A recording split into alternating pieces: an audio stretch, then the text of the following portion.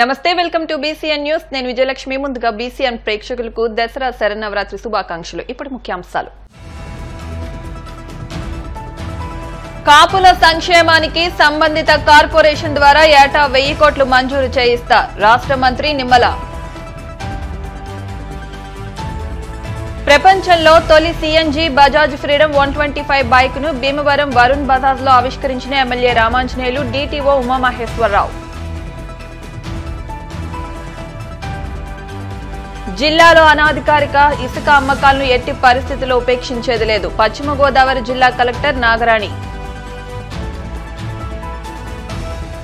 కోమటిగుంటలో కనకదుర్గమ్మ అమ్మవారి ఆలయంలో రామాలయం కమిటీ ఆధ్వర్యంలో వైభవంగా దసరా బోనాల సంబరం కాపుల సంక్షేమానికి సంబంధిత కార్పొరేషన్ ద్వారా ఏటా 1000 కోట్లు మంజూరు చేయిస్తానని రాష్ట్ర మంత్రి నిమ్మల రామానాయుడు పేర్కొన్నారు Kapu officials and professional association కోపా ఆధ్వర్యంలో భీమవరంలో జరిగిన కాపు సమ్మేళనం జిల్లా సదస్సు కుట్టు మిషన్ల పంపిణీ కార్యక్రమంలో మంత్రి నిమ్మల పాల్గొని మాట్లాడారు గత ప్రభుత్వం కాపు కార్పొరేషన్ కు నిధులు ఇవ్వలేదని కాపులతో పాటు అన్ని వర్గాలకు న్యాయం చేస్తామన్నారు 2034 సంవత్సరంలో కాపులే ముఖ్యమంత్రి అవడం ఖాయమని 2029లో కాపులు ముఖ్యమంత్రి అయ్యే అవకాశాలు ఉన్నాయని భీమవరం ఎమ్మెల్యే పులపర్తి రామాంజనేయులు అన్నారు మనకు మనం సహకరించుకుంటేనే అభివృద్ధి సాధ్యమని కాపులు అన్ని రంగాల్లోనూ రాణిస్తున్నారని పేదవారికి ఉపాధి కల్పించాలనే ఉద్దేశంతో కుట్టు మిషన్లు పంపిణీ వంటి సేవా కార్యక్రమాలు చేయడం గొప్ప విశేషమని అన్నారు అనంతరం విశ్వబలిజ కాపు తెలగ ఒంటరి తూర్పు కాపు సంఘాల సమైక్య సహకారంతో 70 మందికి కుట్టు మిషన్లు పంపిణీ చేశారు అయోధ్య రామాలయం ఆర్కిటెక్చర్ మండల పాండురంగారావు దంపతులను సత్కరించారు కార్యక్రమంలో జనసేన పార్టీ జిల్లా అధ్యక్షుడు కొటికలపూడి గోవిందరావు మాజీ మంత్రి కొత్తపల్లి సుబ్బారాయుడు టీడీపీ రాష్ట్ర నాయకులు మెంటే పాదసారథి కోపా అధ్యక్షులు ఎర్రంశెట్టి హర్నాథరావు కార్యదర్శి ఆరేటి సత్యనారాయణ జస్టిస్ గ్రంథి భవానీ ప్రసాద్ డాక్టర్ ఇరింకి సూర్యారావు పివిరావు కృష్ణారావు కరాటం రాంబాబు గంధం సత్యశేఖర్ అల్లం నాగేశ్వరరావు మాజీ ఎమ్మెల్యే డాక్టర్ బాబ్జీ నల్లం చిట్టిబాబు ఎర్రంశెట్టి శివకృష్ణ తెలగ కాపు మా ఐకాసా అధ్యక్షుడు దాసరి రాము ఆలపాటి లక్ష్మీనారాయణ తదితరులు పాల్గొన్నారు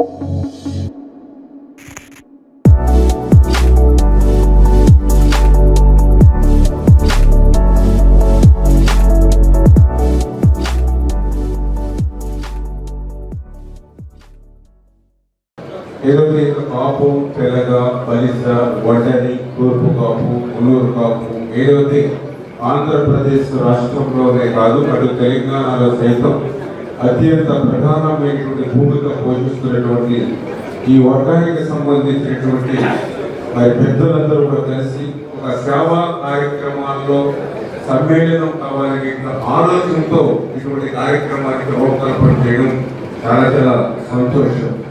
ఎందుకంటే మనం కూడా చూస్తాం ఈవేళ మరి కోట్లాది మంది మనం జనం ఉన్నప్పటికీ కూడా, ఎందుకంటే ఈ సమాజంలో అడప ఒక ఉన్నతోద్యోగం, ఒకరు ఇద్దరు సినీ రంగ ప్రముఖులు, ఒకటి పారిశ్రామికవేత్త ఉన్నంత మాత్రాన ఈ కులం అభివృద్ధి చెందినట్లు కాదు.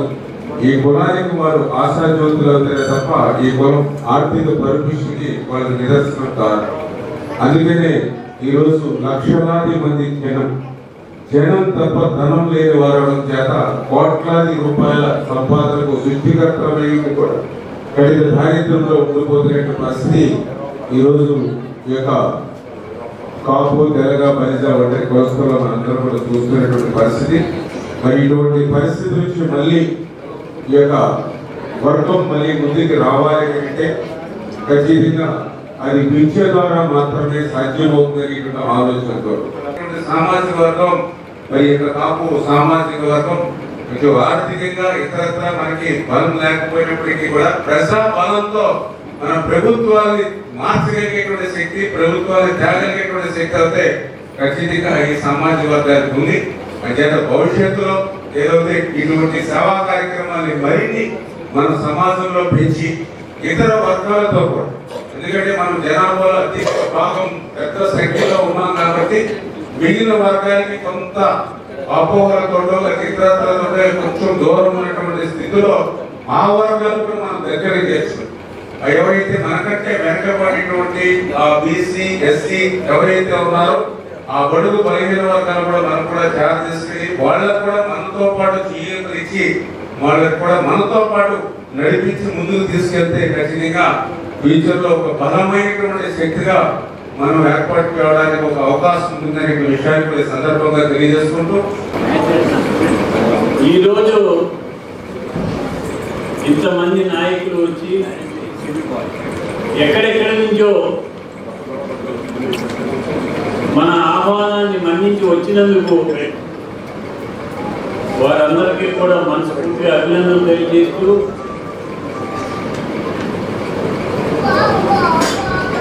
కాపులు రాజ్యాధికారం చేపట్టాలి అంటే ఏమి చేయాలంటే ముందు మనం అందరం ఐకమత్యంగా ఉండాలి.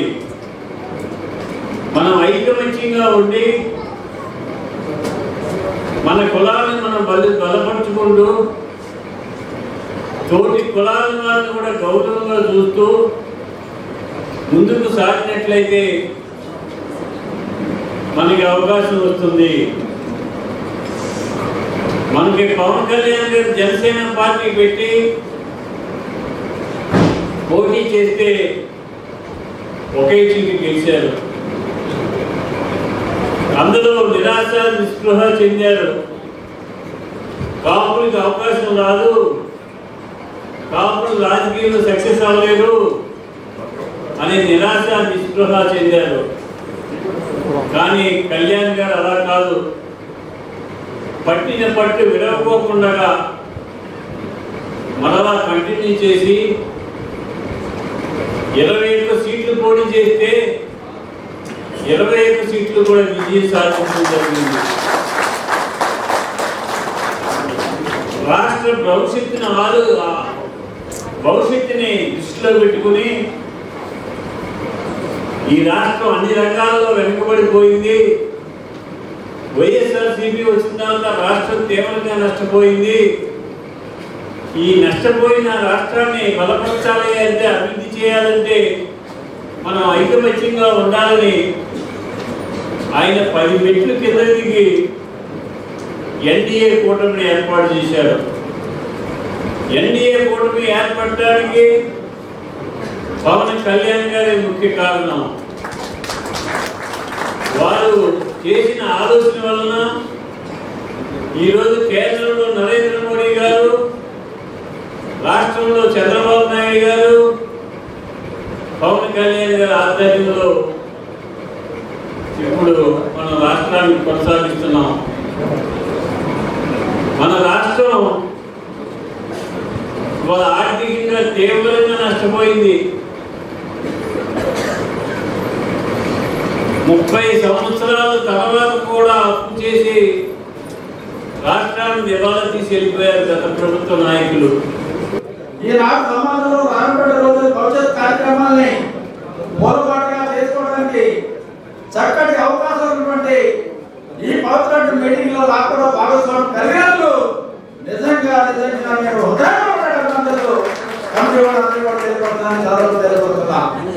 చాలా సంతోషం. ఒక పవిత్రమైన ఆశయంతో, ఒక పవిత్రమైన లక్ష్యంతో, మంచి ఉద్దేశంతో మన సమైక్యంగా చేసే ఈ కార్యక్రమాన్ని ఏర్పాటు చేశారు. నిజంగా వాళ్ళని పిలిచినప్పుడు వీళ్ళు కష్టపడి తిరుగుతున్నారు, మనం ఎంతో ఎదురు కానీ అంతమంది అందరూ అటెండ్ అవుతారా లేదా అని నేను నిజంగా అనుకున్నా.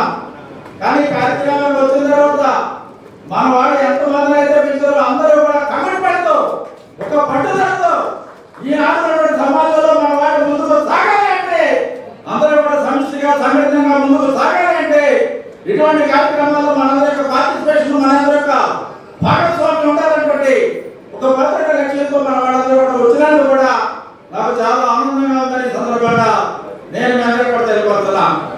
టాలీలో సాఫ్ట్వేర్ ట్రైన్ అవుతున్నాయి. శాప్లో train program, software program start చేసాం. 1 year schedule, next 1 year June వరకు మొత్తం షెడ్యూల్ ఇచ్చాం.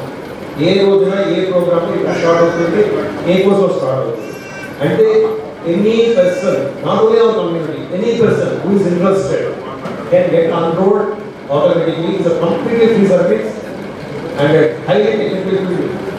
మీ భీమవరం వై మనీష్ ఇండివిజువల్ హెల్ప్ ఉండదు, ఇండివిజువల్ బెనిఫిట్. అన్ని సంఘాలని, కమ్యూనిటీని ఒక త్రాటి మీద హబ్ లాగా తీసుకురావడం కోసం హైదరాబాద్ సెంటర్గా ఎన్నుకోబడింది. ఇందులో ఆఫ్తావాళ్ళు వస్తున్నారు, ఎన్ఆర్ఐ వస్తున్నారు, అన్ని కనిపిస్తుంది.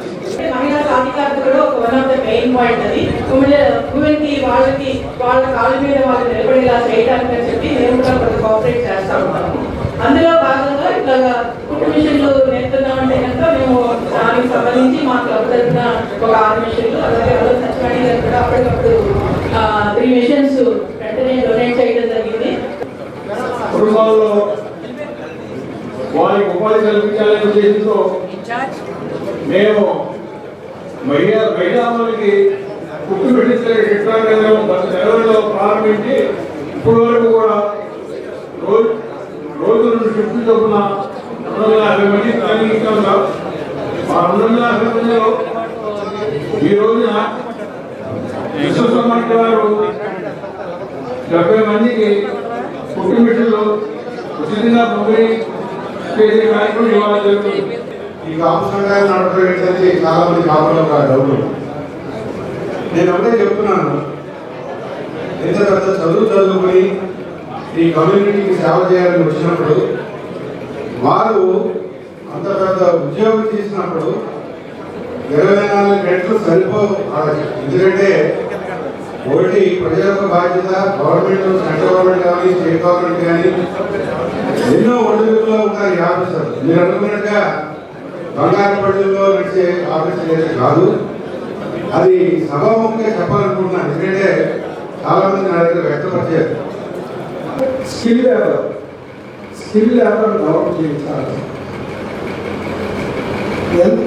ఎంతమంది చదువుకుంటే ఉద్యోగాలు వస్తాయి? 8 కోట్ల మంది, ఈ 5 కోట్ల మంది మనం తీసుకున్నాం. అందులో స్టూడెంట్స్ ఎంతమంది ఉంటారు? వీళ్ళందరికీ ఉద్యోగాలు ఎక్కడి నుంచి ఇస్తారు గవర్నమెంట్?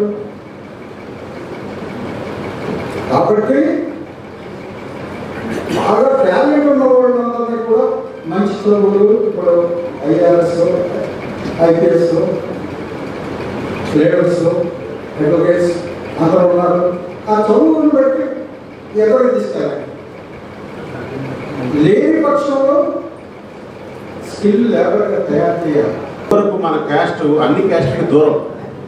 ఈ రోజున మన క్యాస్ట్ అన్ని క్యాస్ట్కి దగ్గరవుతూ వచ్చింది. ఆ దగ్గరవుతున్న సందర్భంలో 98% మన ఓటింగ్ మనకి కన్సాలిడేట్ అయిందంటే కారణం అదే. ఎప్పుడు కూడా ఇతర క్యాస్ట్లను దగ్గర చేసుకోవడానికి ట్రై చేయండి. మన రాజకీయంగా ఎలా పెరగాలి, ఏ రంగంలో ఎలా పెరగాలి అన్నది ఆలోచించండి. 3 డొమైన్లు చేయటం కాకుండా కొత్త వాళ్ళని తీసుకొచ్చి వాళ్ళకి స్కిల్ డెవలప్మెంట్ అవడం అనేది చాలా ముఖ్యం. కానీ నేను ఇందాక కరాటన్ రాంబాబు గారు మాట్లాడింది should have a lateral thinking is also చాలా చాలా ఇంపార్టెంట్. అది మనం ఇవాళ there are certain challenges are there before all of us, but people are recognizing it. What are those challenges? Education, their commitment to వాళ్ళకి skills ఇవన్నీ నేర్పుతున్నాం కరెక్టే, but are we teaching them values నేర్పుతున్నాం మనం ఒకసారి ఆలోచించాం. 1950s నన్ను చదివించాలని చెప్పి ఆయనకి ఎంతో తపన. మీకు కోర్టులో కలిసి కోర్టులో అభియానం చేసి నన్ను మా ఫ్యామిలీ మెంబర్స్ అందరినీ చదివించాలి. ఆ రోజుల్లో 1950s అదే మా క్లాస్మేట్స్ కూడా ఉన్నారు ఇక్కడ. టీడే సత్యనారాయణ, కుకర ఆదినారాయణ, మేమందరం కూడా క్లాస్మేట్స్. బజాజ్ ఆటో నుండి గేమ్ చేంజర్ బైక్ ప్రపంచంలో తొలి సిఎన్జి బజాజ్ ఫ్రీడమ్ 125 బైక్ ను భీమవరం వరుణ్ బజాజ్ లో భీమవరం ఎమ్మెల్యే పులపర్తి రామాంజనేయులు డిటిఓటి ఉమామహేశ్వరరావు మార్కెట్లోకి విడుదల చేశారు. ఎమ్మెల్యే అంజుబాబు మాట్లాడుతూ ఈ బైక్ 3 రకాల వేరియంట్లతో పాటు పెట్రోల్, సిఎన్జీలతో ప్రత్యేక డిజైన్తో ఏర్పాటు చేయడం అభినందనీయమన్నారు. Bajaj auto area sales manager Sadat Basha, service manager Vamsi, executive director PV Satyanarayana మాట్లాడుతూ సరికొత్త Bajaj freedom bike drum SED, disc SED 3 వేరియంట్లు ఉన్నాయని, ఇందులో మొదటిది 95,000, రెండవది 1,05,000, మూడవది 1,10,000 ఉందని అన్నారు. ఫ్రీడమ్ 125 బైక్ అమర్చిన 125 CC single cylinder engine petrol, CNG రెండింటితోనూ రన్ అవుతుందని, పెట్రోల్ ట్యాంక్ సామర్థ్యం 2 లీటర్లు కాగా సిఎన్జీ ట్యాంక్ 2 కిలోల గ్యాస్ పడుతుందని అన్నారు. అనంతరం మొదటి వినియోగదారునికి ఎమ్మెల్యే అంజుబాబు చేతుల మీదుగా బైక్ నందించారు. కార్యక్రమంలో Bhimavaram mechanic welfare association president B Hanumantharao, Chandramouli, Varun Bajaj GM Suryaprakash, Varun సిబ్బంది, కస్టమర్లు పాల్గొన్నారు.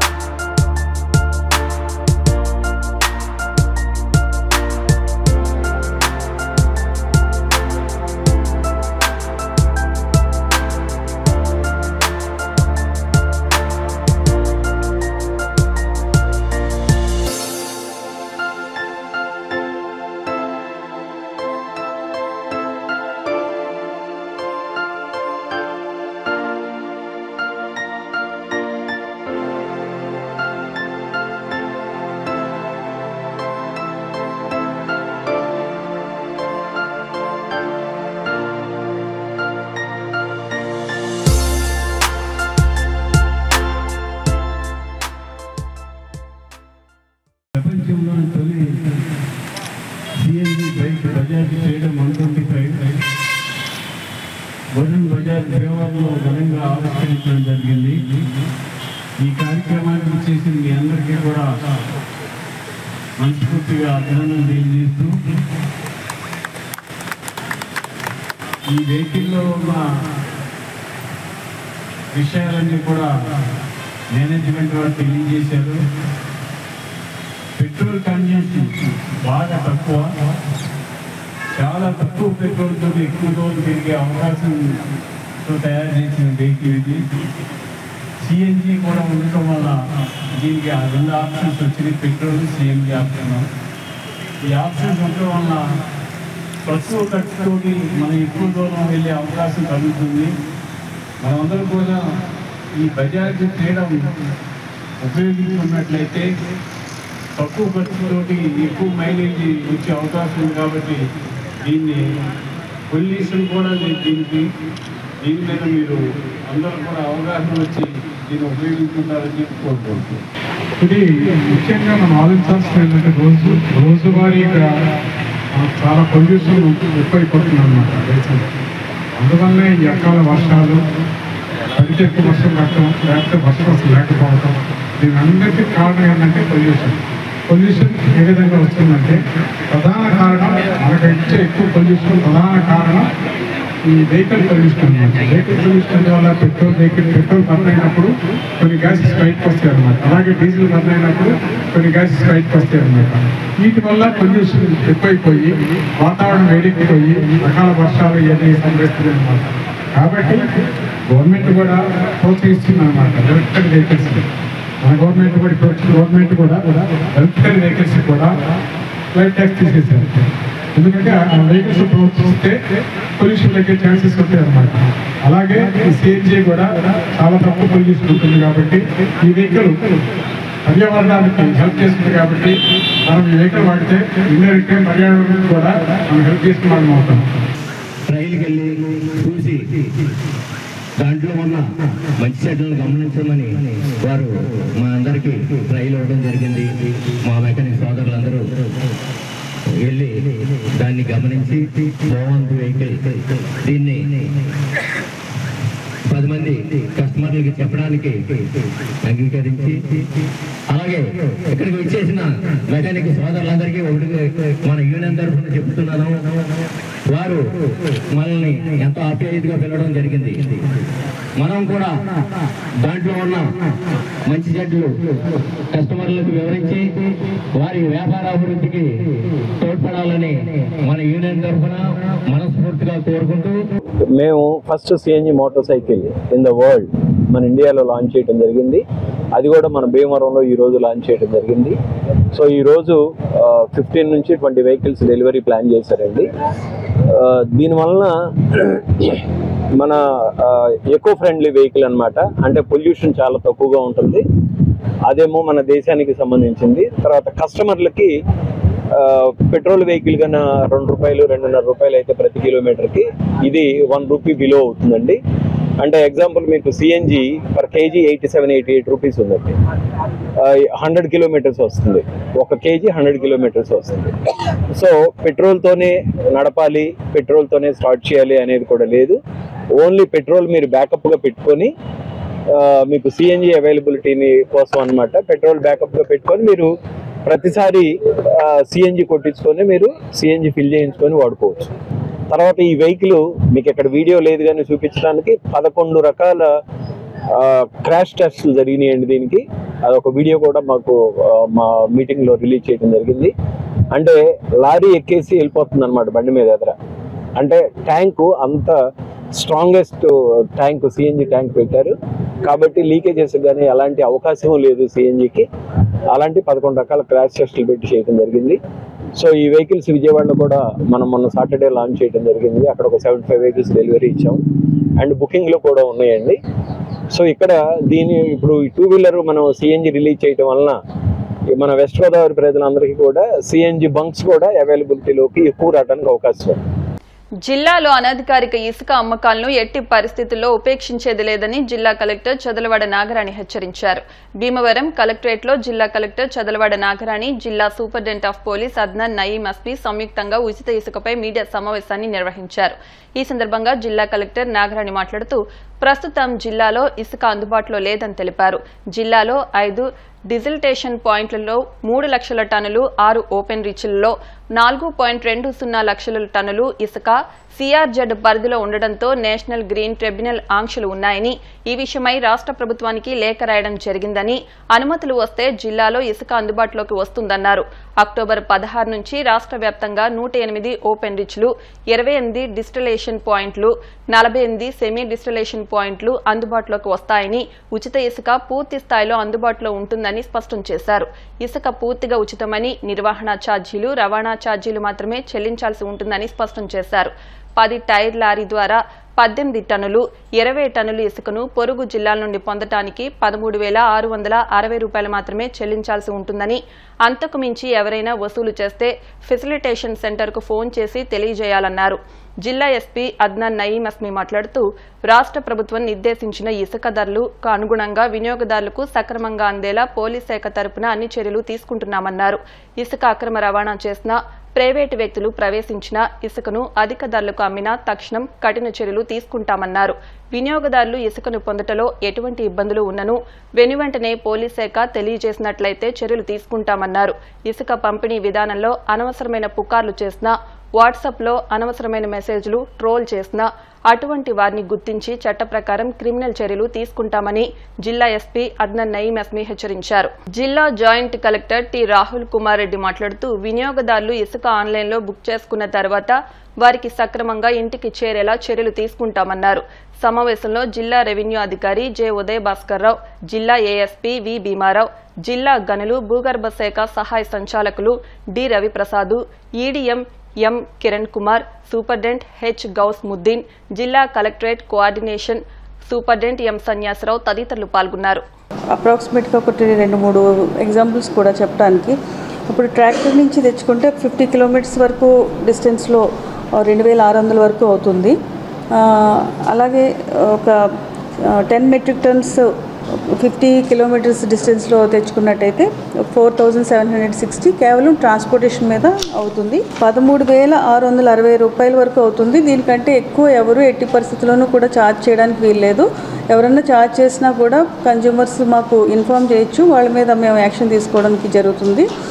తర్వాత ఈ bulk sand booking, bulk consumers ఎవరైనా పెద్ద కన్జ్యూమర్స్ ఉన్నప్పుడు, ఎక్కువ శాండ్ రిక్వైర్మెంట్ ఉన్నప్పుడు ఇండివిజువల్స్ ఎట్లాగో sand.ap.gov.inలో బుక్ చేసుకుంటున్నారో అదేవిధంగా ఈ బల్క్ కన్జ్యూమర్స్ కూడా వారి యొక్క రిక్వైర్మెంట్ని ఈ శాండ్ పోర్టల్లో పెడుతూ వాళ్ళ యొక్క బిల్డింగ్ అప్రూవల్ని పెట్టినప్పుడు అది ఫస్ట్ అక్కడి నుంచి ఎంఆర్ఓకి వస్తుంది. ఎంఆర్ఓ వారు ఫీల్డ్ వెరిఫై చేసి వాళ్ళు కన్స్ట్రక్షన్ ఎట్లా నడుస్తుంది, వాళ్ళ రిక్వైర్మెంట్ అడిగినంత అవసరం ఉందా లేదా అనేది చెక్ చేయడం జరుగుతుంది. తర్వాత అక్కడి నుంచి అది నెక్స్ట్ ఎంఆర్ఓ ఈ సాటిస్ఫై అయ్యి ఆ రిక్వైర్మెంట్ కరెక్ట్గా ఉంది అని అనుకున్న తర్వాత నెక్స్ట్ అది జేసీ గారికి వస్తుంది. అది జేసీ గారికి వచ్చినాక జేసీ గారు కూడా చెక్ చేసుకుని ఎంత కరెక్ట్గా ఉంది అని చెప్పినప్పుడు నెక్స్ట్ ఏదైనా ఎక్కువ ఒకవేళ పెట్టినట్టు అనిపిస్తే దాన్ని తగ్గించే అధికారం కూడా జాయింట్ కలెక్టర్స్కి ఉంది.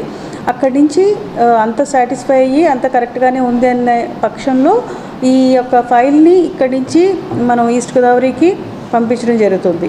అక్కడి నుంచి ఏడీ మైన్స్ తర్వాత జేసీ గారు అక్కడ కూడా అయిన తర్వాత శాండ్ అలాట్ చేస్తారు. ఆ విధంగా శాండ్ బల్క్ కన్జ్యూమర్స్ అందరికీ కూడా వారికి రిక్వైర్మెంట్ బేసిస్గా అలాట్ చేయడం జరుగుతుంది. ఈ విధానంలో మనకి ఇసుక దొరుకుతుంది కాబట్టి ఎవరన్నా ఎక్కువ వసూలు చేయాలని చూసినా, ఏదైనా అసత్య ప్రచారాలు చేయాలని చూసినా, ఏదైనా కంప్లైంట్స్ ఉన్నా కూడా మాకు తెలియజేయవలసిందిగా కోరుతున్నాము. Sand will be more freely available, more sand will be coming up, so this should not be a problem in the future. Second issue is regarding this information gurinchi. Information unte if somebody is misbehaving or some illegal activity is going on, it should be involved either to mining department or revenue to police. Proper chata prakaram action man tarafuna తీసుకుంటాం జరిగింది. But at the same time misleading information ఇది social media post lo, Facebook lo, WhatsApp lo చేస్తే not only the fellow who is sending these messages which are misleading without proof and evidence, so we can counter whether if it is true we will take action against the fellow who is doing it. Like if it is just to defame and unnecessarily create panic among the public, we will take strong action. We have done it in the past, we will do it in the future also. పాలసీలో భాగంగా ముఖ్యంగా నేను విజ్ఞప్తి చేసేది ఏంటంటే, ముఖ్యంగా ఎవరైతే sand book చేసుకుంటున్నారో వాళ్ళకి ఏదైనా టెక్నికల్ ఇష్యూ వచ్చినా కూడా, ఎటువంటి ఎక్కువ కాస్ట్కి అమ్ముతున్నారని ఏదైనా వాళ్ళు అనుకున్నా కూడా దయచేసి డిస్ట్రిక్ట్ లెవెల్లో, కలెక్టరేట్ లెవెల్లో మనం ఒక ఫెసిలిటేషన్ సెంటర్ పెట్టాం. చాలామందికి ఆన్లైన్లో అవగాహన లేకపోవడం వల్ల కొన్ని ఇష్యూస్ వస్తున్నాయని అబ్జర్వేషన్లో ఉంది. సో ఐ రిక్వెస్ట్ అందరూ కూడా, ప్రజలందరూ కూడా ఎవరైనా ఇసుక కావాలంటే వాళ్ళు ఎలా ముందుకెళ్ళాలి, ఎలా అప్లై చేసుకోవాలి, ఒకవేళ వాళ్ళకి ఆన్లైన్ యాక్సెస్ లేకపోయినా సరే మన ఫెసిలిటేషన్ సెంటర్ ద్వారా కూడా చేసుకోవడానికి మనం అవకాశం ఇచ్చాము. మన కలెక్టరేట్లో కంటిన్యూస్గా 24/7 ఒక 6 మంది ఇంజనీరింగ్ అసిస్టెంట్స్ని డిప్లాయ్ చేసుకున్నాం. వాళ్ళందరినీ కూడా సెన్సిటైజ్ చేసి ప్రాపర్ ట్రైనింగ్ ఇచ్చాము. వాళ్ళందరూ కూడా స్టేట్ లెవెల్ టెక్నికల్ టీంతో కూడా కాంటాక్ట్లో ఉన్నారు. ఎవరైనా ప్రజలు ఎవరైనా ఇసుక బుక్ చేసుకోవాలి, వాళ్ళకి టెక్నికల్గా ఏమైనా ఇష్యూస్ వస్తున్నాయి, ఆన్లైన్లో సరిగా వాళ్ళకి అవగాహన లేకుంటే ఖచ్చితంగా ఆ టెక్నికల్ టీమ్ని కాంటాక్ట్ చేసుకొని కలెక్టరేట్లో ఉన్న టెక్నికల్ టీమ్ని వాళ్ళు ఆన్లైన్లో కూడా బుక్ చేసుకోవచ్చు. భీమవరం ఎలవేల్పు శ్రీ మావుళ్ళమ్మ అమ్మవారి దేవస్థానంలో జరుగుతున్న శరన్నవరాత్రి మహోత్సవాల్లో భాగంగా ఆదివారం శ్రీ అమ్మవారిని మహాలక్ష్మి దేవిగా అలంకరించారు. భక్తులు అధిక సంఖ్యలో విచ్చేసి అమ్మవారిని దర్శించుకున్నారు. దసరా ఉత్సవాల్లో ప్రతిరోజు ప్రత్యేక పూజలు నిర్వహిస్తున్నట్లు ఆలయ ప్రధాన అర్చకులు మద్దిరాల మల్లికార్జున శర్మ చెప్పారు. సహాయ కమిషనర్ ఆలయ ఈవో బుద్ధా మహాలక్ష్మి ఏర్పాట్లను పర్యవేక్షించారు.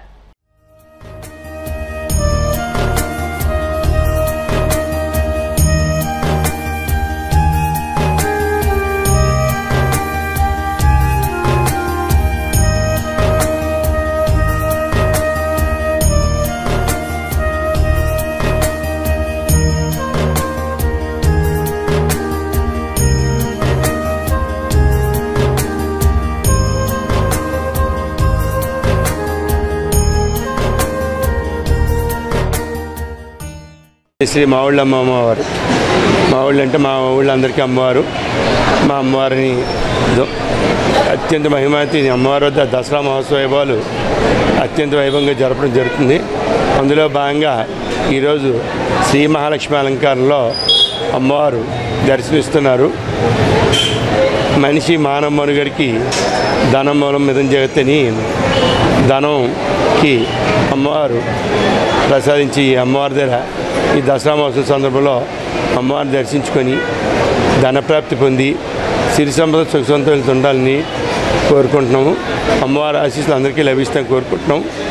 అలా భక్తులకు అవసరమైన అన్ని ఏర్పాట్లు కూడా చేయడం జరిగింది. ప్రసాద వితరణ కానీ, వాటర్ ప్రూఫ్ పెండాల్స్ కానీ ఇలా అన్ని ఏర్పాట్లు చేస్తూ సాయంత్రం వేళ కల్చరల్ యాక్టివిటీస్ అన్ని సాంస్కృతిక కార్యక్రమాలు కూడా ఏర్పాటు చేయడం జరిగింది. భక్తులందరూ వచ్చి అమ్మవారిని దర్శించి తరిస్తారని కోరుకుంటున్నాం. భీమవరం పట్టణం శ్రీరాంపురంలో వేయించేసి ఉన్న శ్రీచక్ర సహిత శ్రీ జగన్మాత కనకదుర్గ అమ్మవారి ఆలయంలో 33వ దసరా మహోత్సవాలు ఘనంగా జరుగుతున్నాయి. ఈ సందర్భంగా సోమవారం శ్రీ బాలా త్రిపుర సుందరీదేవి రూపంలో అమ్మవారు భక్తులకు దర్శనమిచ్చారు. ప్రతిరోజు విశిష్ట పూజలు, కుంకుమార్చనలు నిర్వహిస్తున్నట్లు ఆలయ అర్చకులు బ్రహ్మజ్యోతుల సుబ్రహ్మణ్యం ప్రసాద్ తెలిపారు. ఆలయ కమిటీ అధ్యక్షులు పితాని సత్యనారాయణ, కార్యదర్శి పొన్నా రంగారావు, ఉపాధ్యక్షులు జోసుల మల్లికార్జునరావు, కోశాధికారి పనమట దుర్గారావు, సహాయ కార్యదర్శి గండికోట వీరస్వామి ఏర్పాట్లు పర్యవేక్షిస్తున్నారు.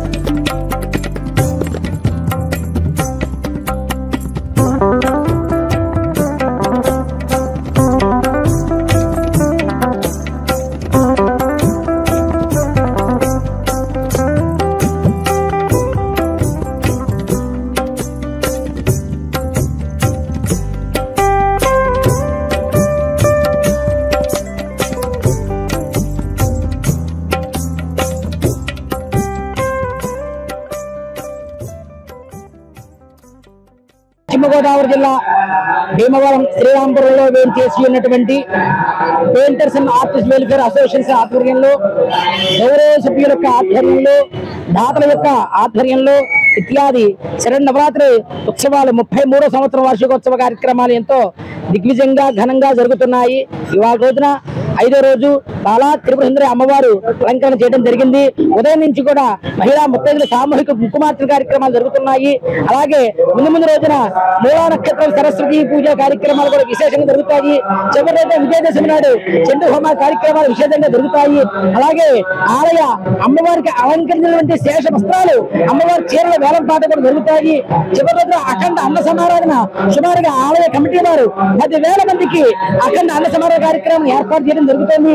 అమ్మవారి యొక్క వైభవం దగ్గర చాలా విశేషంగా జరుగుతున్నాయి కాబట్టి భక్తులందరూ కూడా అమ్మవారి దర్శించి అమ్మవారి యొక్క అనుగ్రహం పొందవలసిందిగా కోరుతున్నాం. శ్రీమాత్రే నమః. కాళ్ల మండలం కోమటిగుంట గ్రామంలో దసరా ఉత్సవాల్లో భాగంగా కనకదుర్గమ్మ అమ్మవారి ఆలయంలో రామాలయం కమిటీ ఆధ్వర్యంలో వైభవంగా దసరా బోనాల సంబరాన్ని నిర్వహించారు. 108 కలశాలతో మహిళలు ప్రత్యేక అలంకరణలో భవానీ మాలాధారాలతో నెత్తిన బోనాలు పెట్టుకుని గ్రామోత్సవం నిర్వహించారు. వరాలిచ్చే తల్లిగా సిరి సంపదలు కురిపించే మాతగా పేరున్న మహాలక్ష్మీదేవిని దర్శించుకునేందుకు కోమటిగుంటలో భక్తులు పోటెత్తారు. కోలనపల్లి గ్రామానికి చెందిన కోనదరాజు శివకుమార్ వర్మ విజయలక్ష్మి దంపతులు, కోనదరాజు రిత్విక్ వర్మ గాయత్రి దంపతులు, కోనదరాజు రిషాంక్ ఈశ్వర్ వర్మ సహకారంతో ఈ కార్యక్రమం నిర్వహించారు. ఈ కార్యక్రమంలో మాజీ సర్పంచ్లు యలమంచిలి వెంకటరమణ, యలమంచిలి రామాంజనేయులు, గుర్రం వెంకట సత్యనారాయణ, యలమంచిలి బాబ్జీ, కాపుశెట్టి సత్యనారాయణ, మంతన నాగాంజనేయులు, పొలమంతుల యేసురాసు, యలమంచిలి గణపతి, యలమంచిలి శ్రీనివాస్ తదితరులు పాల్గొన్నారు.